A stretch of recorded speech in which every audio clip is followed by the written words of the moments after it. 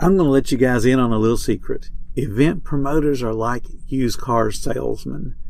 They'll say anything to get you to sign up. Today we talk about how to drill down to the truth of attendance on 10-minute food truck training.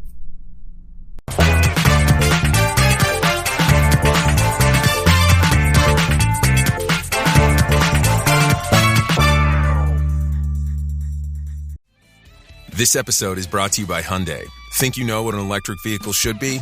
Think again. From the charge time and range in the Ioniq 5 and 6 to the 601 horsepower Ioniq 5N, Hyundai is redefining what EVs should be. Learn more about Hyundai EVs at HyundaiUSA.com. EPA estimated 303-mile driving range for 2024 Ioniq 5 SE SEL limited rear-wheel drive and 361-mile driving range for 2024 Ioniq 6 SE long-range rear-wheel drive with fully charged battery. Actual range may vary. Hi, my name is Bill Moore, founder of FoodTruckTraining.group, and welcome to the 10-Minute Food Truck Training Podcast. This is Event Week. Today we're talking about verifying attendance and the important questions you have to ask promoters. Yesterday we talked about how many people could possibly eat with you. And remember, we got that number down to about 40 to 61 people an hour. So today we're going to do some investigation and we're going to independently verify the information that promoters or the website has said. Could the attendance be exaggerated? Absolutely. Potential attendance is a function of just a couple of factors. One is history. Does the event have a known and verifiable attendance history? Is the event well liked in your community? Do people look forward to the event? Will the estimated attendance actually fit in that area? Is there enough parking to accommodate that many people? I'll give you a good example. In Destin, Florida, back in the day, they used to do, or they still do it, it's the Seafood Festival.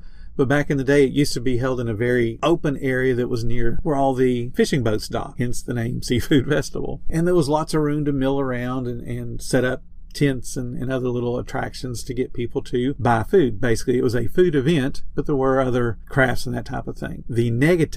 The absolute huge negative is there's no parking. There's no parking lot. The streets are mainly residential all around it, so there's no parking meters, that type of thing. What few parking lots there were always tied to restaurants or other businesses, so they didn't want people clogging up the parking lot and then walking across the street to where the Seafood Festival is held. So if there's not enough parking, there can't be enough people attending. So think about those kind of space issues when you're looking at an event. Can they actually park enough cars to hold 70,000 people? What the Destin Seafood Festival eventually started doing was running shuttles from places where they had parked, so people would park 2-3 miles away from the event, and they would run a shuttle to get them to the actual event. So you got to think about, is it even possible for the event space to hold the attendance? And if there's really that many people there, where the heck are they parking? Some other factors that impact how many people could be attending would be the marketing reach. So you want to ask the promoter, what's your marketing budget? How's that going to be spent? Are you going to do radio? Are you going to do TV? Is there going to be billboards? Is there going to be internet? Is there going to be social media? What's the expected demographic of the attendees? Does that demographic actually fit in with your food demographic? If you sell hot and overly spicy food and the event's centered on kids, you may or may not have a whole lot of sales.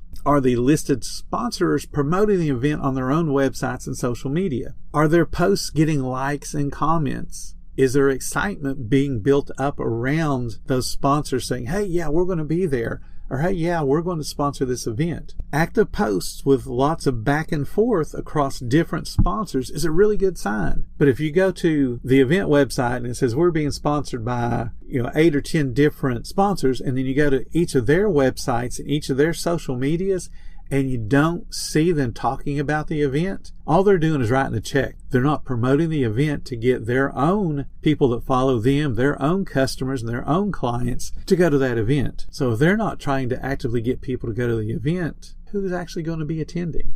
What's the main draw? What's going to motivate people to attend? If you got a popular singer or tons of games and rides, lots of arts and crafts, exotic animals, comedy teams, comedy routines, what is going to make people want to be there? And then does your food have popularity among the people that would be liking those kind of things? If you're setting up in front of an opera house, for instance, and you sell cotton candy, you might not get a whole lot of sales. So you want to make sure that your food makes sense for the kind of people that are going to be showing up to an event. If the event is a craft or ride-driven event, they will be busier on Saturdays than Sundays. And that's in most areas. The idea for you is to know when people plan to attend so you can prepare properly. You want to try, if at all possible, to set up a meeting with a promoter or at least a phone call. The best case for you as a vendor is to protect your profit and your income, is to get that meeting. And then you want to ask them, how will the event market itself? This is an extremely important question. Again, radio, billboards, TV, social media, what kind of websites do they have? What press releases are they doing? Any event worth your consideration has to have a substantial budget and a proven history of advertising. They can't just say, yeah, we're spending $10,000 on marketing, and you can't see it around the town. And here's a pro tip. You will only be as busy as the marketing reach of the event. If they don't reach a whole bunch of people, you're not going to be busy. Is the menu going to be normal or is it going to be restricted? As I have mentioned before, drinks is a super popular restriction. If Pepsi is there, it's only going to be Pepsi-driven products. And they could drill that all the way down to you can't sell lemonade, you can't sell iced tea unless it's their bottled products. So make sure you understand what you're getting yourself into. You need to think about things like water and sewer connections. Are they going to be nearby? How are you going to empty your wastewater? How are you going to refill your fresh water? Especially on a multiple day event. Is there going to be ice on site? Do you have to bring your own ice? You may use coolers to help keep your drinks cold so they're not taking up space in your cooler or your refrigerator. So you got to know the support is available for your business. What's the position of the vendors throughout the event grounds? Are they going to be grouped together in like a food court style setting, or are they going to be scattered around the venue? Who's responsible for the trash removal? Where are the dumpsters located in relation to your setup? If you have to walk several thousand feet to throw your trash away, you need to consider that time lag when you have to go empty your trash. Because I can guarantee you, a busy event, you'll fill up a trash can pretty quick. And you got to know who's responsible for that. Is it the event themselves, or is it you and your employees? You want to know the locations of porta potties. There will always be someone asking you, hey, do you know where the nearest bathroom is? So you need to know. And you also need to know where that is in relationship to where they're making you set up. You don't want to be near them. It's just one negative thing that you just don't want to have to deal with. And then besides those questions out of the promoter, you need to consider weather doesn't cooperate. Weather impacts you as a food vendor more than it will impact other vendors that are there. Heat and rain and lightning and hurricanes, extreme cold, snow, all impact events. Some of them will get canceled. Some of them will get postponed. And you need to understand what the refund policies are considering something getting postponed. When will you get your money back? How long does it take for them to pay you back? Or will they just reschedule for another weekend and your money is never refunded? It's up to you to decide to attend that new schedule or not. And along those lines, you can consider event or income stabilization insurance. That's an insurance that's available for certain types of events and is worth exploring if you're spending a whole bunch of money as an entry fee. Then you got to consider what happens when more vendors show up than the application indicated we're going to be there, or that you have more direct competition than the restrictions say. If it says only 2 burger sellers and you're one of them, and you find out that there's 8 other burger sellers. What happens when those kind of things, what recourse do you have when that happens? Do you get some of your entry fee back? Do you get something to make you whole from the event not adhering to their own policies?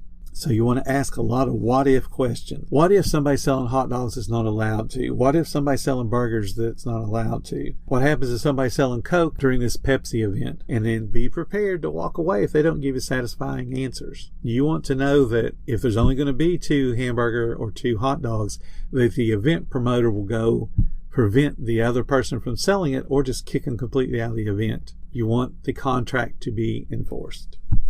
We want to look at the newspapers. We want to look at social media posts. We want to look at past historical records, photographs, people that hashtag a photograph so you know that's not associated with the event itself. You want to look at those kind of things and see if the place will be as busy as they claim it will be. You want to think about if the marketing budget makes sense. And then you want to make sure that there's evidence, again, of the billboards and radio and TV and all those kind of things being done throughout the community. What can you reasonably expect in sales? We're going to talk about that tomorrow. And then we're also going to talk about getting past the biggest limitation to your own profit.